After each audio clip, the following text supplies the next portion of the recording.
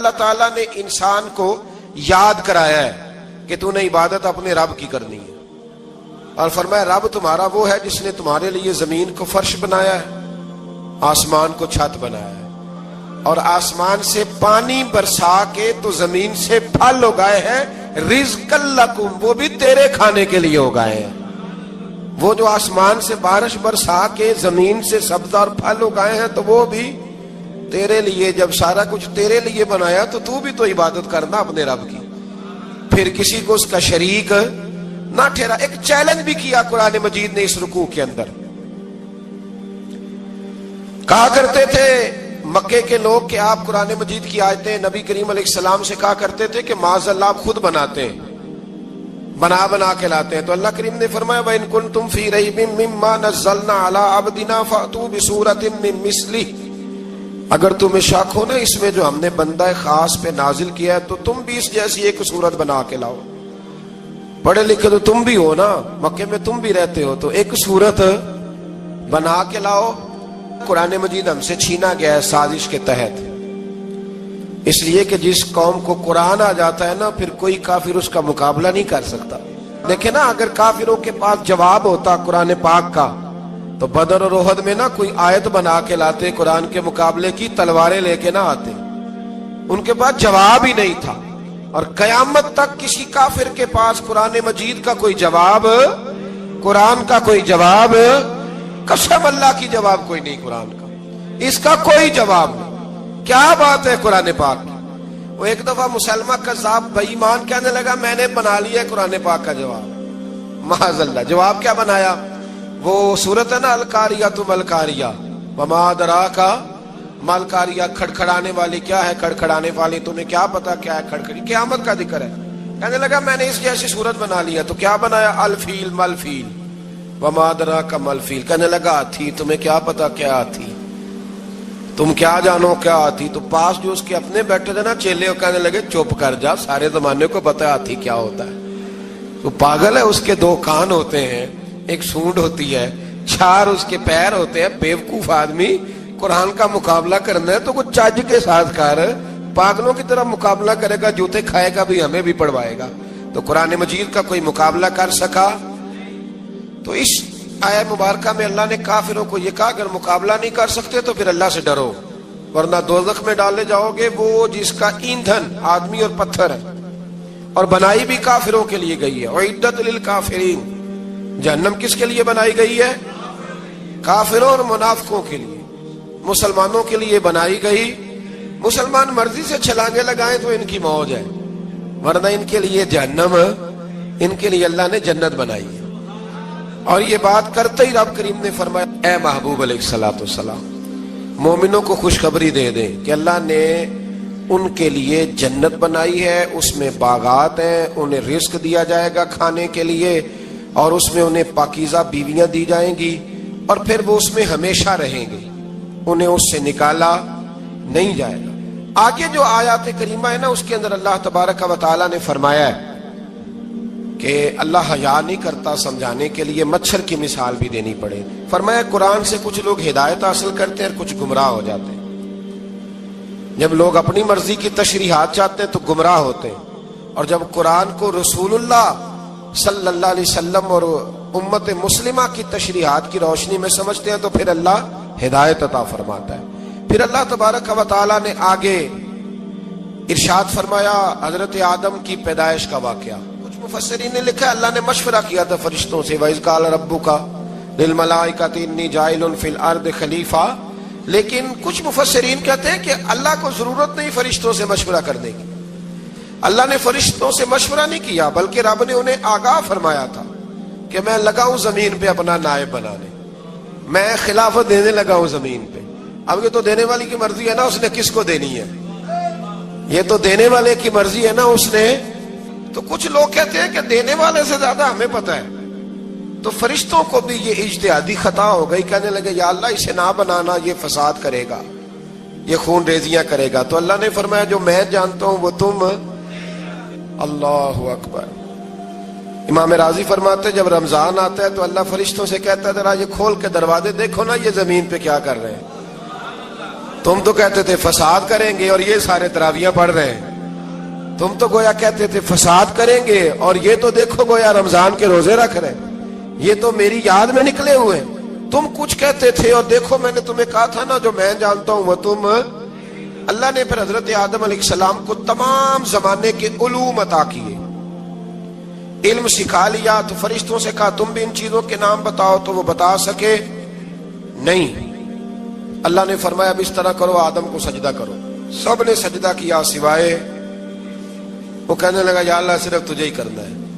کرنا بھی صرف اللہ کو چاہیے, پر رب کے آگے بھی جھکنا چاہیے, اور جس کے سامنے رب جھکائے نا وہاں بھی. اور یہ جو عاجزی ہے نا, یہ جو جھکنا ہے, یہ علم کے آگے ہے. ہماری مصیبت یہ ہے کہ ہم علم کے آگے بھی گردن جھکانے کو تیار نہیں ہوتے, وہاں بھی ہم خود عالم فاضل بن جاتے.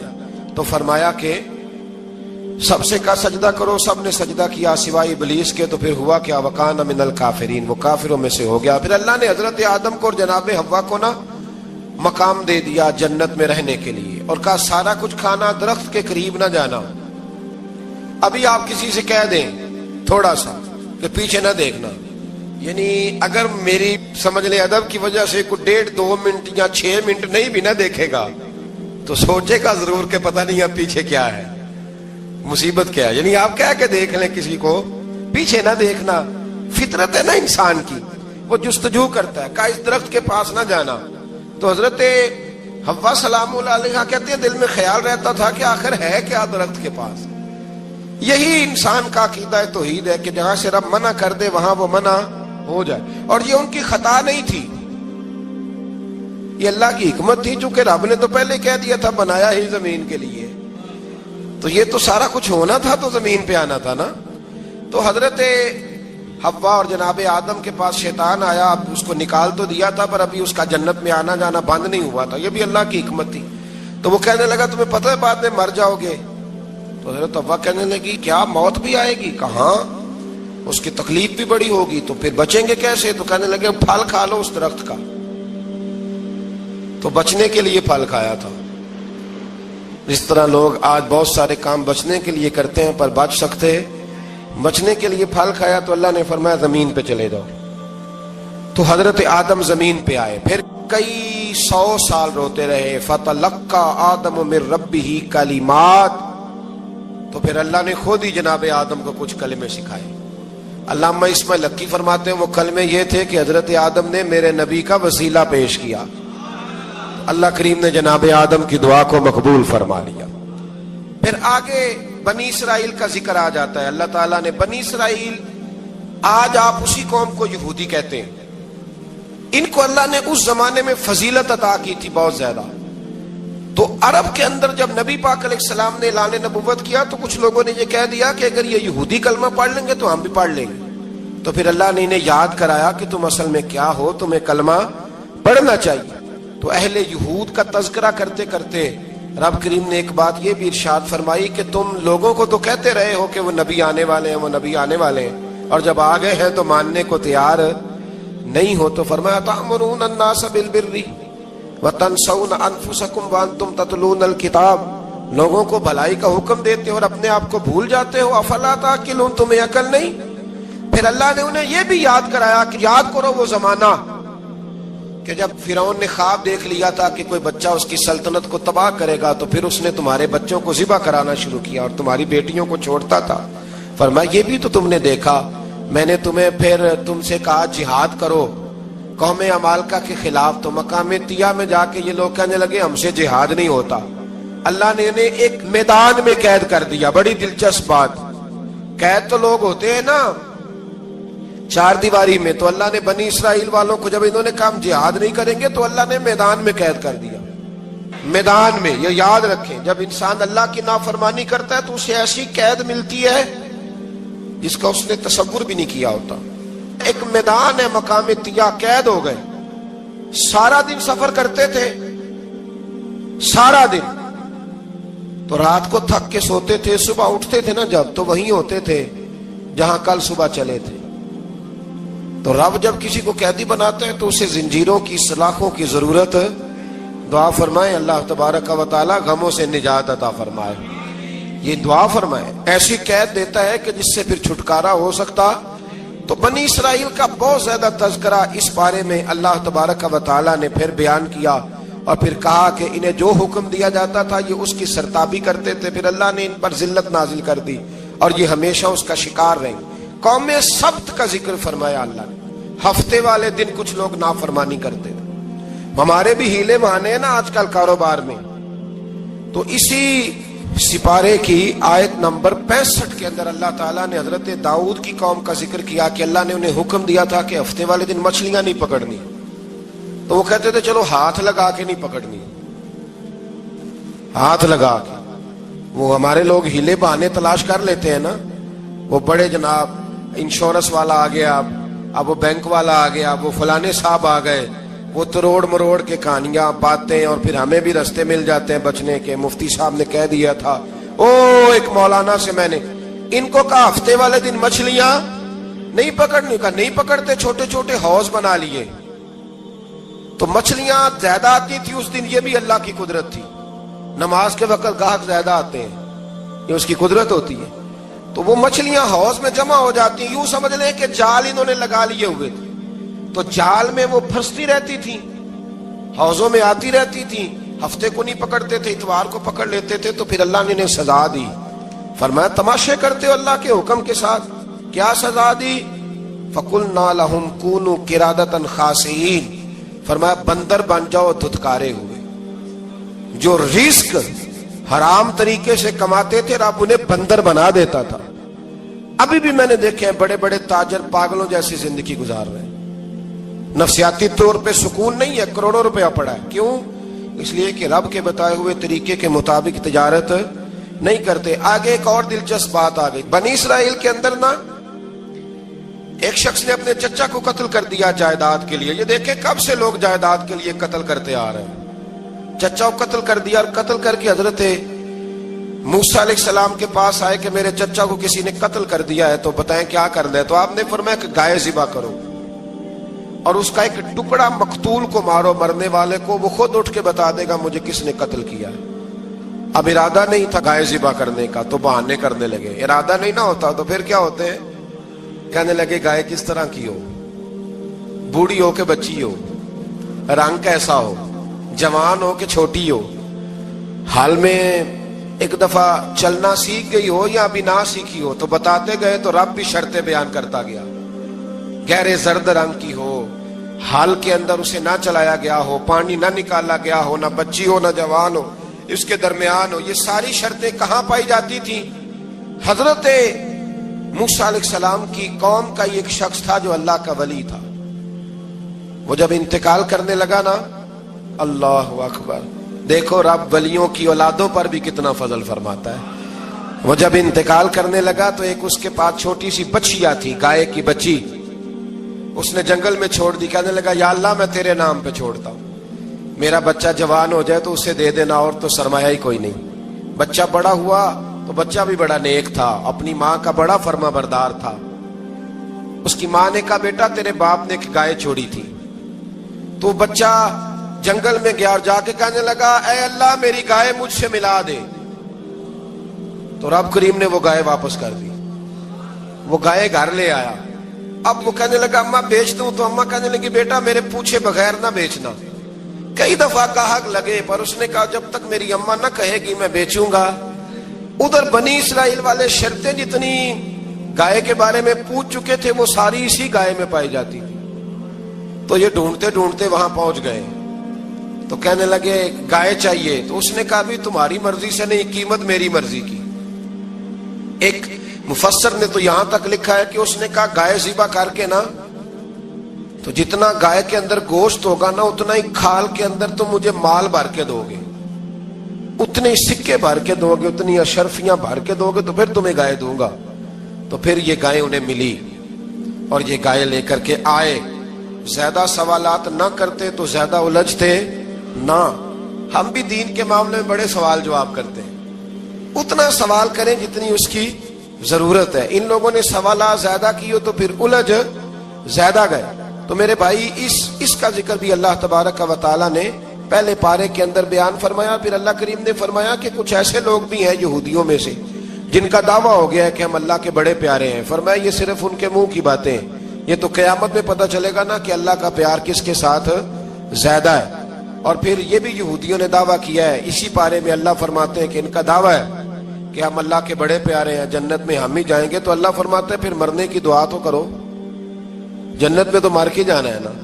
لیکن رب فرماتے ہیں یہ کبھی مرنے کی دعا نہیں کریں گے، اس لیے کہ انہیں پتہ ہے کہ ہم نے آخرت کے لیے کیا بھیجا۔ لے جی پہلا حکم آ گیا یا ایھا الذین آمنوا کہہ کے، پہلی آیت قرآن پاک کی پہلے سپارے میں پہلی آیت جس میں اللہ نے کہا یا ایھا الذین آمنوا، تو پہلا حکم آمنوا کہہ کے آیت نمبر 104 میں جو اللہ نے حکم دیا ہے نا، وہ نبی پاک کی تعظیم کا حکم ہے۔ پہلا حکم ہی اللہ نے حضور کی عزت اور ناموس کا ارشاد فرمایا۔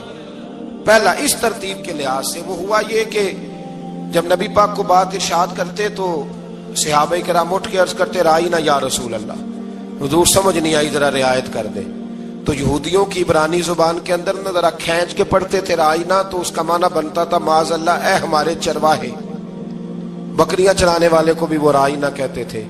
تو جب صحابہ یہ کہنے لگے تو اللہ نے منع ہی کر دیا، فرمایا میرے محبوب کے غلاموں، اس لفظ کے پیچھے چھپ کے، اس لفظ کے پیچھے چھپ کے لوگ میرے نبی کی بے ادبی کر جاتے ہیں، تو جس لفظ کا کوئی ایک معنی بے ادبی والا بنتا ہو وہ لفظ بھی میرے نبی کے لیے نہ کہو، لفظ وہ والے کہو جس میں کوئی بے ادبی کا معنی نکلے نہ۔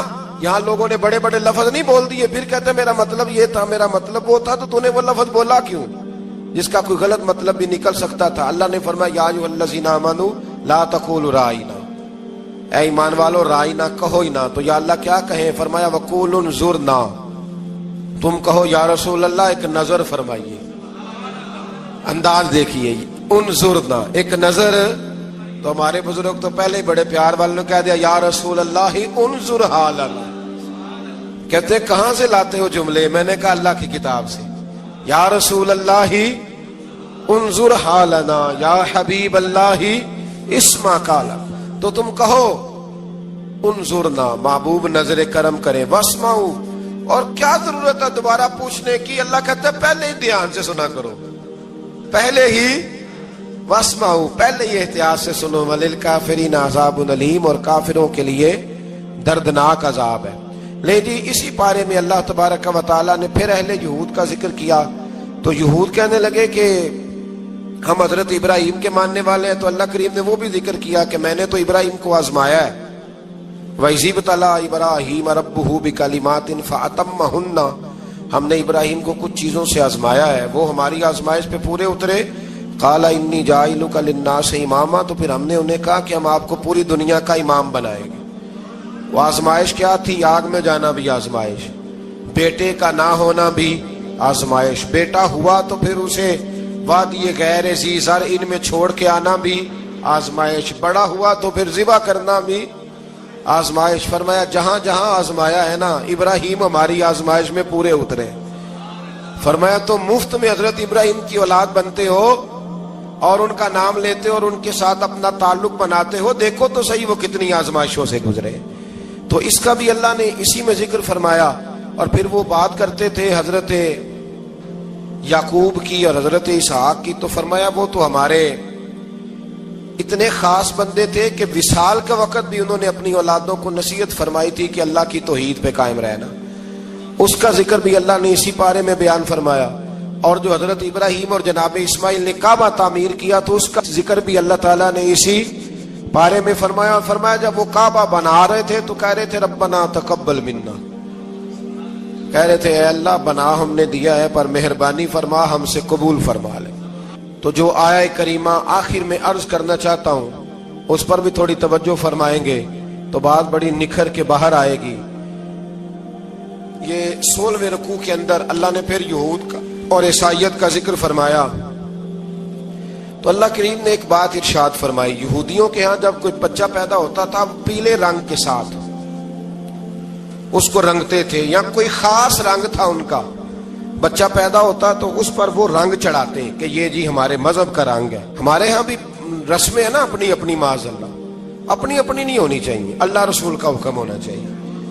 تو یہودیوں کے ہاں بچہ پیدا ہوتا تو ایک خاص رنگ چڑھاتے، عیسائیوں کے ہاں پیدا ہوتا تو وہ بھی ایک خاص رنگ چڑھاتے، تو مسلمانوں کے ہاں بچے پیدا ہوئے تو انہوں نے بھی توجہ کی کہ یہ کیا ہو رہا ہے، تو رب کریم نے فرمایا صبغۃ اللہ، رنگ اللہ کا ہی ہے، ومن احسن من اللہ صبغہ، اور فرمایا اللہ کے رنگ سے زیادہ خوبصورت کس کا رنگ ہو سکتا ہے؟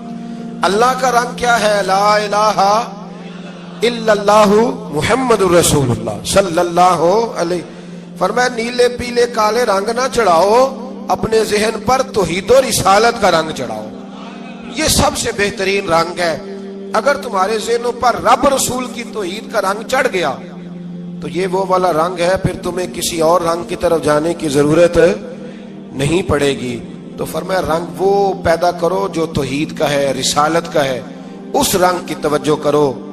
قرآن مجید کے اس پارے میں اللہ کریم نے مختلف باتیں بیان کر کے آخری رکوع میں یہ جو رنگ کا ذکر فرمایا نا، تو یہ لگتا ہے پورے پارے کا خلاصہ ہے کہ رب کریم نے فرمایا اصل بات یہ ہے کہ تمہاری سوچوں پہ رب رسول کی توحید و رسالت کا رنگ ہونا چاہیے۔ ہر وقت بچہ پیدا ہو، کوئی دنیا سے جائے تو رنگ کس کا ہونا چاہیے؟ اللہ رسول کے دین کا۔ اللہ تعالی ہمیں سمجھنے کی توفیق عطا فرمائے۔ آخر دعوانا ان الحمدللہ۔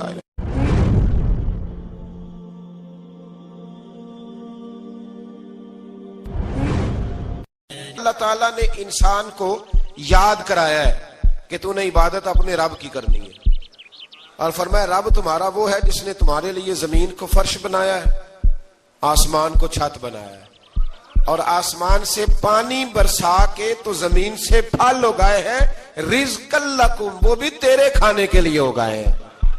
وہ جو آسمان سے بارش برسا کے زمین سے سبز اور پھل اگائے ہیں تو وہ بھی تیرے لیے۔ جب سارا کچھ تیرے لیے بنایا تو بھی تو عبادت کرنا اپنے رب کی، پھر کسی کو اس کا شریک نہ ٹھہرا۔ ایک چیلنج بھی کیا قرآن مجید نے اس رکوع کے اندر۔ کہا کرتے تھے مکے کے لوگ کہ آپ قرآن مجید کی آیتیں نبی کریم علیہ السلام سے کہا کرتے تھے کہ معاذ اللہ آپ خود بناتے ہیں، بنا کے لاتے ہیں۔ تو اللہ کریم نے فرمایا وَإِن كُنتُمْ فِي رَيْبٍ مِّمَّا نَزَّلْنَا عَلَىٰ عَبْدِنَا فَأْتُوا بِسُورَةٍ مِّن مِّثْلِهِ، اگر تمہیں شک ہو نا اس میں جو ہم نے بندہ خاص پہ نازل کیا ہے تو تم بھی اس جیسی ایک صورت بنا کے لاؤ۔ پڑھے لکھے تو تم بھی ہو نا، مکے میں تم بھی رہتے ہو، تو ایک صورت بنا کے لاؤ۔ قرآن مجید ہم سے چھینا گیا ہے سازش کے تحت، اس لیے کہ جس قوم کو قرآن آ جاتا ہے نا پھر کوئی کافر اس کا مقابلہ نہیں کر سکتا۔ دیکھیں نا اگر کافروں کے پاس جواب ہوتا قرآن پاک کا تو بدر اور احد میں نا کوئی آیت بنا کے لاتے قرآن کے مقابلے کی، تلواریں لے کے نہ آتے، ان کے پاس جواب ہی نہیں تھا۔ اور قیامت تک کسی کافر کے پاس قرآن مجید کا کوئی جواب، قرآن کا کوئی جواب، قسم اللہ کی جواب کوئی نہیں، قرآن کا اس کا کوئی جواب نہیں۔ کیا بات ہے قرآن پاک کی۔ وہ ایک دفعہ مسلمہ کذاب بے ایمان کہنے لگا میں نے بنا لیا ہے قرآن پاک کا جواب، معاذ اللہ۔ جواب کیا بنایا؟ وہ صورت ہے نا القاریۃ ملقاریہ، وما ادراک ملقاریہ، کھڑکھڑانے والی کیا ہے، کھڑکھڑانے والی تمہیں کیا پتا کیا ہے کھڑکھڑی، قیامت کا ذکر ہے۔ کہنے لگا میں نے اس جیسی صورت بنا لیا، تو کیا بنایا؟ الفیل ملفیل، وما ادراک ملفیل، کہنے لگا ہاتھی، تمہیں کیا پتا کیا ہاتھی، تم کیا جانو کیا ہاتھی۔ تو پاس جو اس کے اپنے بیٹھے تھے نا چیلے، وہ کہنے لگے چپ کر جا، سارے زمانے کو پتا ہے ہاتھی کیا ہوتا ہے۔ تو پاگل ہے، اس کے دو کان ہوتے ہیں، ایک سونڈ ہوتی ہے، چار اس کے پیر ہوتے ہیں۔ بیوقوف آدمی قرآن کا مقابلہ کرنا ہے تو کچھ چج کے ساتھ کر، پاگلوں کی طرح مقابلہ کرے گا، جوتے کھائے گا بھی ہمیں بھی پڑھوائے گا۔ تو قرآن مجید کا کوئی مقابلہ کر سکا؟ تو اس آیہ مبارکہ میں اللہ نے کافروں کو یہ کہا اگر مقابلہ نہیں کر سکتے تو پھر اللہ سے ڈرو، ورنہ دوزخ میں ڈالے جاؤ گے، وہ جس کا ایندھن آدمی اور پتھر ہے، اور بنائی بھی کافروں کے لیے گئی ہے۔ اعدت للکافرین، جہنم کس کے لیے بنائی گئی ہے؟ کافروں اور منافقوں کے لیے۔ مسلمانوں کے لیے بنائی گئی، مسلمان مرضی سے چھلانگے لگائیں تو ان کی موج ہے، ورنہ ان کے لیے جہنم، ان کے لیے اللہ نے جنت بنائی ہے۔ اور یہ بات کرتے ہی رب کریم نے فرمایا اے محبوب علیہ الصلوۃ والسلام مومنوں کو خوشخبری دے دیں کہ اللہ نے ان کے لیے جنت بنائی ہے، اس میں باغات ہیں، انہیں رزق دیا جائے گا کھانے کے لیے، اور اس میں انہیں پاکیزہ بیویاں دی جائیں گی، اور پھر وہ اس میں ہمیشہ رہیں گے۔ انہیں اس سے نکالا نہیں جائے گا۔ آگے جو آیات کریمہ ہے نا، اس کے اندر اللہ تبارک و تعالیٰ نے فرمایا ہے کہ اللہ حیا نہیں کرتا سمجھانے کے لیے مچھر کی مثال بھی دینی پڑے۔ فرمایا قرآن سے کچھ لوگ ہدایت حاصل کرتے ہیں اور کچھ گمراہ ہو جاتے ہیں۔ جب لوگ اپنی مرضی کی تشریحات چاہتے ہیں تو گمراہ ہوتے ہیں، اور جب قرآن کو رسول اللہ صلی اللہ علیہ وسلم اور امت مسلمہ کی تشریحات کی روشنی میں سمجھتے ہیں تو پھر اللہ ہدایت عطا فرماتا ہے۔ پھر اللہ تبارک و تعالیٰ نے آگے ارشاد فرمایا حضرت آدم کی پیدائش کا واقعہ۔ کچھ مفسرین نے لکھا ہے اللہ نے مشورہ کیا تھا فرشتوں سے، وَإِذْ قَالَ رَبُّكَ لِلْمَلَائِكَةِ إِنِّي جَاعِلٌ فِي الْأَرْضِ خَلِيفَةً، لیکن کچھ مفسرین کہتے ہیں کہ اللہ کو ضرورت نہیں فرشتوں سے مشورہ کرنے کی۔ اللہ نے فرشتوں سے مشورہ نہیں کیا، بلکہ رب نے انہیں آگاہ فرمایا تھا کہ میں لگا ہوں زمین پہ اپنا نائب بنانے، میں خلافت دینے لگا ہوں زمین پہ۔ اب یہ تو دینے والی کی مرضی ہے نا، اس نے کس کو دینی ہے، یہ تو دینے والے کی مرضی ہے نا اس نے۔ تو کچھ لوگ کہتے ہیں کہ دینے والے سے زیادہ ہمیں پتہ ہے، تو فرشتوں کو بھی یہ اجتہادی خطا ہو گئی، کہنے لگے یا اللہ اسے نہ بنانا، یہ فساد کرے گا، یہ خون ریزیاں کرے گا۔ تو اللہ نے فرمایا جو میں جانتا ہوں وہ تم، اللہ اکبر۔ امام راضی فرماتے جب رمضان آتا ہے تو اللہ فرشتوں سے کہتا ہے ذرا یہ کھول کے دروازے دیکھو نا یہ زمین پہ کیا کر رہے ہیں، تم تو کہتے تھے فساد کریں گے اور یہ سارے تراویحاں پڑھ رہے ہیں، تم تو گویا کہتے تھے فساد کریں گے اور یہ تو دیکھو گویا رمضان کے روزے رکھ رہے ہیں، یہ تو میری یاد میں نکلے ہوئے ہیں۔ تم کچھ کہتے تھے اور دیکھو میں نے تمہیں کہا تھا نا جو میں جانتا ہوں وہ تم۔ اللہ نے پھر حضرت آدم علیہ السلام کو تمام زمانے کے علوم عطا کیے، علم سکھا لیا۔ تو فرشتوں سے کہا تم بھی ان چیزوں کے نام بتاؤ، تو وہ بتا سکے نہیں۔ اللہ نے فرمایا اب اس طرح کرو آدم کو سجدہ کرو، سب نے سجدہ کیا سوائے وہ۔ کہنے لگا یا اللہ صرف تجھے ہی کرنا ہے، کرنا بھی صرف اللہ کو چاہیے، پر رب کے آگے بھی جھکنا چاہیے، اور جس کے سامنے رب جھکائے نا وہاں بھی۔ اور یہ جو عاجزی ہے نا، یہ جو جھکنا ہے، یہ علم کے آگے ہے۔ ہماری مصیبت یہ ہے کہ ہم علم کے آگے بھی گردن جھکانے کو تیار نہیں ہوتے، وہاں بھی ہم خود عالم فاضل بن جاتے ہیں۔ تو فرمایا کہ سب سے کہا سجدہ کرو، سب نے سجدہ کیا سوائے ابلیس کے۔ تو پھر ہوا کیا وکان من الکافرین، وہ کافروں میں سے ہو گیا۔ پھر اللہ نے حضرت آدم کو اور جناب حوا کو نا مقام دے دیا جنت میں رہنے کے لیے، اور کہا سارا کچھ کھانا، درخت کے قریب نہ جانا۔ ابھی آپ کسی سے کہہ دیں تھوڑا سا کہ پیچھے نہ دیکھنا، یعنی اگر میری سمجھ لیں ادب کی وجہ سے کوئی 1.5-2 منٹ یا 6 منٹ نہیں بھی نہ دیکھے گا تو سوچے گا ضرور کہ پتہ نہیں اب پیچھے کیا ہے، مصیبت کیا ہے۔ یعنی آپ کہہ کے دیکھ لیں کسی کو، پیچھے نہ دیکھنا، فطرت ہے نا انسان کی، وہ جستجو کرتا ہے، کہا اس درخت کے پاس نہ جانا۔ تو حضرت حوا سلام اللہ علیہ کہتے ہیں دل میں خیال رہتا تھا کہ آخر ہے کیا درخت کے پاس۔ یہی انسان کا عقیدہ توحید ہے کہ جہاں سے رب منع کر دے وہاں وہ منع ہو جائے، اور یہ ان کی خطا نہیں تھی، یہ اللہ کی حکمت تھی، چونکہ رب نے تو پہلے کہہ دیا تھا بنایا ہی زمین کے لیے، تو یہ تو سارا کچھ ہونا تھا تو زمین پہ آنا تھا نا۔ تو حضرت حوا اور جناب آدم کے پاس شیطان آیا، اب اس کو نکال تو دیا تھا پر ابھی اس کا جنت میں آنا جانا بند نہیں ہوا تھا، یہ بھی اللہ کی حکمت تھی۔ تو وہ کہنے لگا تمہیں پتہ ہے بعد میں مر جاؤ گے؟ تو حضرت حوا کہنے لگی کیا موت بھی آئے گی؟ کہاں، اس کی تکلیف بھی بڑی ہوگی، تو پھر بچیں گے کیسے؟ تو کہنے لگے پھل کھا لو اس درخت کا۔ تو بچنے کے لیے پھل کھایا تھا۔ جس طرح لوگ آج بہت سارے کام بچنے کے لیے کرتے ہیں پر بچ سکتے، بچنے کے لیے پھل کھایا تو اللہ نے فرمایا زمین پہ چلے جاؤ۔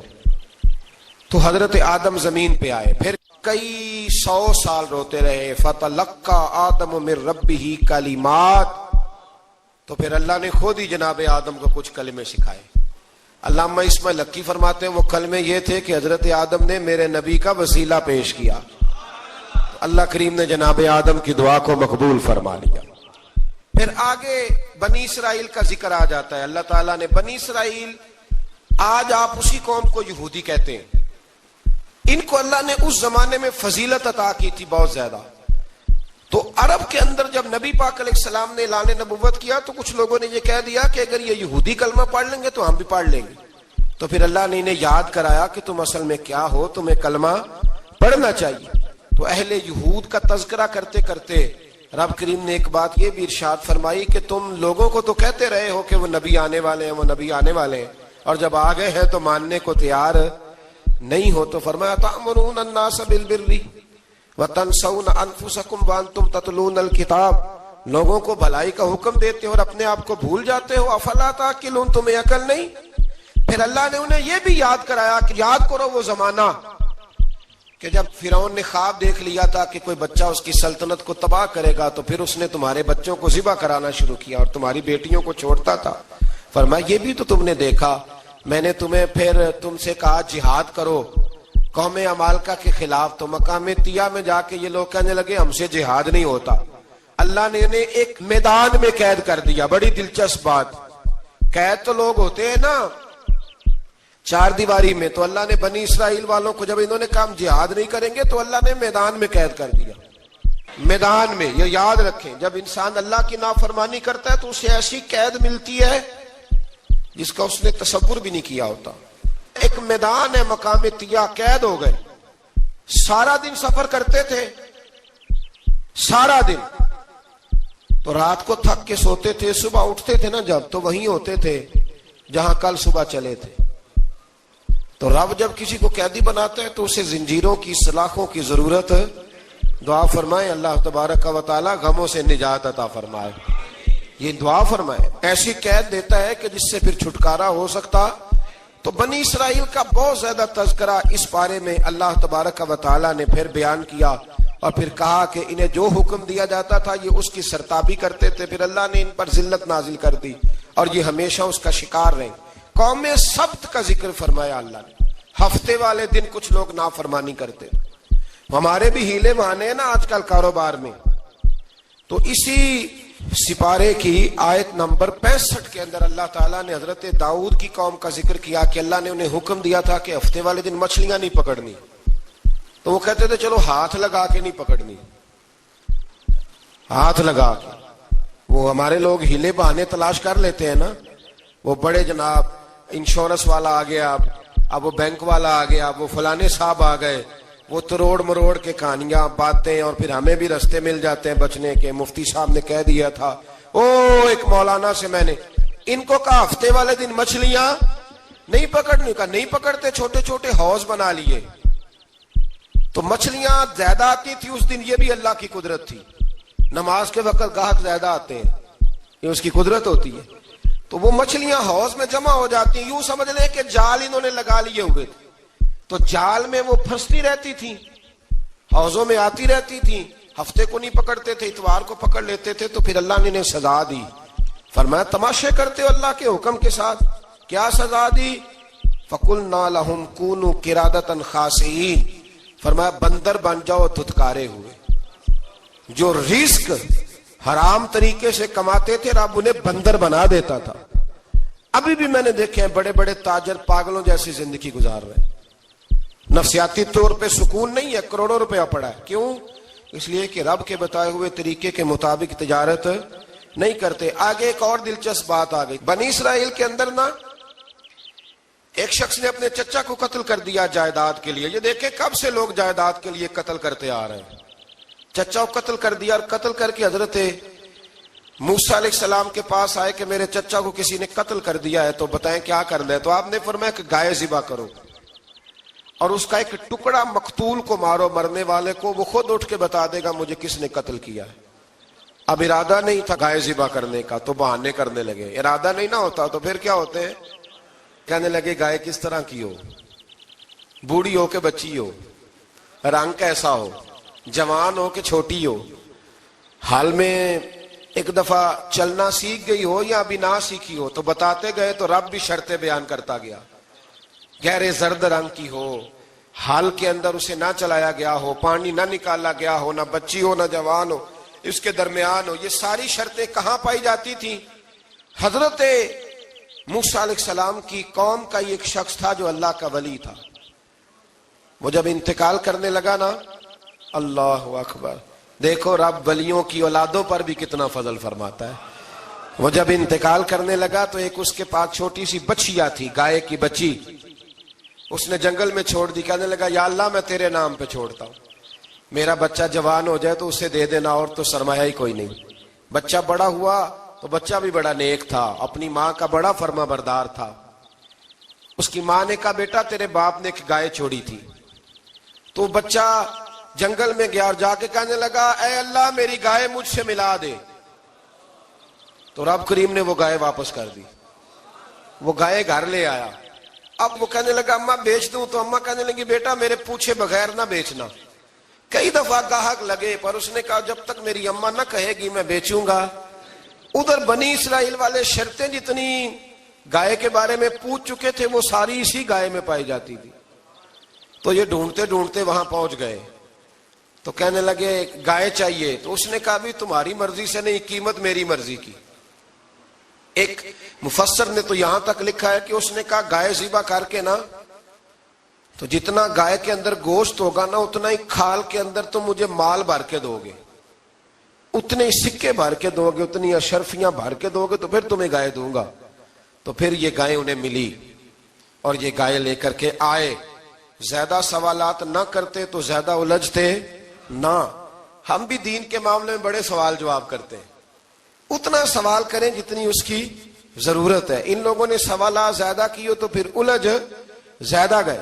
تو میرے بھائی اس کا ذکر بھی اللہ تبارک و تعالیٰ نے پہلے پارے کے اندر بیان فرمایا۔ پھر اللہ کریم نے فرمایا کہ کچھ ایسے لوگ بھی ہیں یہودیوں میں سے جن کا دعویٰ ہو گیا ہے کہ ہم اللہ کے بڑے پیارے ہیں۔ فرمایا یہ صرف ان کے منہ کی باتیں ہیں، یہ تو قیامت میں پتہ چلے گا نا کہ اللہ کا پیار کس کے ساتھ زیادہ ہے۔ اور پھر یہ بھی یہودیوں نے دعویٰ کیا ہے، اسی پارے میں اللہ فرماتے ہیں کہ ان کا دعویٰ ہے کہ ہم اللہ کے بڑے پیارے ہیں، جنت میں ہم ہی جائیں گے۔ تو اللہ فرماتا ہے پھر مرنے کی دعا تو کرو، جنت میں تو مر کے جانا ہے نا۔ لیکن رب فرماتے ہیں یہ کبھی مرنے کی دعا نہیں کریں گے، اس لیے کہ انہیں پتہ ہے کہ ہم نے آخرت کے لیے کیا بھیجا۔ لیکن جی پہلا حکم آ گیا یا ایھا الذین آمنوا کہہ کے، پہلی آیت قرآن پاک کی پہلے سپارے میں پہلی آیت جس میں اللہ نے کہا یا ایھا الذین آمنوا، تو پہلا حکم آمنوا کہہ کے آیت نمبر 104 میں جو اللہ نے حکم دیا ہے نا وہ نبی پاک کی تعظیم کا حکم ہے۔ پہلا حکم ہی اللہ نے حضور کی عزت اور ناموس کا ارشاد فرمایا۔ پہلا اس ترتیب کے لحاظ سے وہ ہوا یہ کہ جب نبی پاک کو بات ارشاد کرتے تو صحابہ کرام اٹھ کے عرض کرتے رائینا یا رسول اللہ، حضور سمجھ نہیں آئی ذرا رعایت کر دیں۔ تو یہودیوں کی عبرانی زبان کے اندر نہ ذرا کھینچ کے پڑھتے تھے رائینا، تو اس کا معنی بنتا تھا معاذ اللہ اے ہمارے چرواہے، بکریاں چرانے والے کو بھی وہ رائینا کہتے تھے۔ تو جب صحابہ یہ کہنے لگے تو اللہ نے منع ہی کر دیا، فرمایا میرے محبوب کے غلاموں اس لفظ کے پیچھے چھپ کے لوگ میرے نبی کی بے ادبی کر جاتے ہیں، تو جس لفظ کا کوئی ایک معنی بے ادبی والا بنتا ہو وہ لفظ بھی میرے نبی کے لیے نہ کہو، لفظ وہ والے کہو جس میں کوئی بے ادبی کا معنی نکلے نہ۔ یہاں لوگوں نے بڑے بڑے لفظ نہیں بول دیے، پھر کہتے میرا مطلب یہ تھا، میرا مطلب وہ تھا، تو تو نے وہ لفظ بولا کیوں جس کا کوئی غلط مطلب بھی نکل سکتا تھا۔ اللہ نے فرمایا یا ایھا الذین آمنوا لا تقولوا رائینا، اے ایمان والو رائینا کہو ہی نہ۔ تو یا اللہ کیا کہیں؟ فرمایا وقولوا انظرنا، تم کہو یا رسول اللہ ایک نظر فرمائیے۔ انداز دیکھیے، انظرنا ایک نظر۔ تو ہمارے بزرگ تو پہلے بڑے پیار والوں نے کہہ دیا یا رسول اللہ انظر حالنا۔ کہتے کہاں سے لاتے ہو جملے؟ میں نے کہا اللہ کی کتاب سے۔ یا رسول اللہ انظر حالنا، یا حبیب اللہ اسمع قالا، تو تم کہو انظرنا، محبوب نظر کرم کریں، واسمعوا، اور کیا ضرورت ہے دوبارہ پوچھنے کی؟ اللہ کہتا ہے پہلے ہی دھیان سے سنا کرو، پہلے ہی واسمعوا، پہلے ہی احتیاط سے سنو، وللکافرین عذاب علیم، اور کافروں کے لیے دردناک عذاب ہے۔ لیکن جی اسی پارے میں اللہ تبارک و تعالیٰ نے پھر اہل یہود کا ذکر کیا، تو یہود کہنے لگے کہ ہم حضرت ابراہیم کے ماننے والے ہیں، تو اللہ کریم نے وہ بھی ذکر کیا کہ میں نے تو ابراہیم کو آزمایا ہے، وَإِذِ ابْتَلَىٰ إِبْرَاهِيمَ رَبُّهُ بِكَلِمَاتٍ فَأَتَمَّهُنَّ، ہم نے ابراہیم کو کچھ چیزوں سے آزمایا ہے، وہ ہماری آزمائش پہ پورے اترے۔ قَالَ إِنِّي جَاعِلُكَ لِلنَّاسِ إِمَامًا، تو پھر ہم نے انہیں کہا کہ ہم آپ کو پوری دنیا کا امام بنائیں گے۔ وہ آزمائش کیا تھی؟ آگ میں جانا بھی آزمائش، بیٹے کا نہ ہونا بھی آزمائش، بیٹا ہوا تو پھر اسے وادی غیر ذی زرع ان میں چھوڑ کے آنا بھی آزمائش، بڑا ہوا تو پھر ذبح کرنا بھی آزمائش۔ فرمایا جہاں جہاں آزمایا ہے نا، ابراہیم ہماری آزمائش میں پورے اترے۔ فرمایا تو مفت میں حضرت ابراہیم کی اولاد بنتے ہو اور ان کا نام لیتے اور ان کے ساتھ اپنا تعلق بناتے ہو، دیکھو تو صحیح وہ کتنی آزمائشوں سے گزرے۔ تو اس کا بھی اللہ نے اسی میں ذکر فرمایا۔ اور پھر وہ بات کرتے تھے حضرت یعقوب کی اور حضرت اسحاق کی، تو فرمایا وہ تو ہمارے اتنے خاص بندے تھے کہ وصال کا وقت بھی انہوں نے اپنی اولادوں کو نصیحت فرمائی تھی کہ اللہ کی توحید پہ قائم رہنا۔ اس کا ذکر بھی اللہ نے اسی پارے میں بیان فرمایا۔ اور جو حضرت ابراہیم اور جناب اسماعیل نے کعبہ تعمیر کیا تو اس کا ذکر بھی اللہ تعالیٰ نے اسی پارے میں فرمایا۔ اور فرمایا جب وہ کعبہ بنا رہے تھے تو کہہ رہے تھے ربنا تقبل منا، کہہ رہے تھے اے اللہ بنا ہم نے دیا ہے پر مہربانی فرما ہم سے قبول فرما لے۔ تو جو آیہ کریمہ آخر میں عرض کرنا چاہتا ہوں اس پر بھی تھوڑی توجہ فرمائیں گے تو بات بڑی نکھر کے باہر آئے گی۔ یہ 16ویں رکوع کے اندر اللہ نے پھر یہود کا اور عیسائیت کا ذکر فرمایا تو اللہ کریم نے ایک بات ارشاد فرمائی۔ یہودیوں کے ہاں جب کوئی بچہ پیدا ہوتا تھا وہ پیلے رنگ کے ساتھ اس کو رنگتے تھے، یا کوئی خاص رنگ تھا ان کا، بچہ پیدا ہوتا تو اس پر وہ رنگ چڑھاتے کہ یہ جی ہمارے مذہب کا رنگ ہے۔ ہمارے ہاں بھی رسمیں ہیں نا اپنی اپنی، معاذ اللہ اپنی اپنی نہیں ہونی چاہیے، اللہ رسول کا حکم ہونا چاہیے۔ تو یہودیوں کے ہاں بچہ پیدا ہوتا تو ایک خاص رنگ چڑھاتے، عیسائیوں کے ہاں پیدا ہوتا تو وہ بھی ایک خاص رنگ چڑھاتے۔ تو مسلمانوں کے ہاں بچے پیدا ہوئے تو انہوں نے بھی توجہ کی کہ یہ کیا ہو رہا ہے، تو رب کریم نے فرمایا صبغۃ اللہ، رنگ اللہ کا ہی ہے۔ ومن احسن من اللہ صبغہ، اور فرمایا اللہ کے رنگ سے زیادہ خوبصورت کس کا رنگ ہو سکتا ہے؟ اللہ کا رنگ کیا ہے؟ لا الہ الا اللہ محمد الرسول اللہ صلی اللہ علیہ۔ فرمایا نیلے پیلے کالے رنگ نہ چڑھاؤ، اپنے ذہن پر توحید و رسالت کا رنگ چڑھاؤ، یہ سب سے بہترین رنگ ہے۔ اگر تمہارے ذہنوں پر رب رسول کی توحید کا رنگ چڑھ گیا تو یہ وہ والا رنگ ہے، پھر تمہیں کسی اور رنگ کی طرف جانے کی ضرورت نہیں پڑے گی۔ تو فرمایا رنگ وہ پیدا کرو جو توحید کا ہے، رسالت کا ہے، اس رنگ کی توجہ کرو۔ قرآن مجید کے اس پارے میں اللہ کریم نے مختلف باتیں بیان کر کے آخری رکوع میں یہ جو رنگ کا ذکر فرمایا نا، تو یہ لگتا ہے پورے پارے کا خلاصہ ہے کہ رب کریم نے فرمایا اصل بات یہ ہے کہ تمہاری سوچوں پہ رب رسول کی توحید و رسالت کا رنگ ہونا چاہیے۔ ہر وقت بچہ پیدا ہو، کوئی دنیا سے جائے تو رنگ کس کا ہونا چاہیے؟ اللہ رسول کے دین کا۔ اللہ تعالی ہمیں سمجھنے کی توفیق عطا فرمائے۔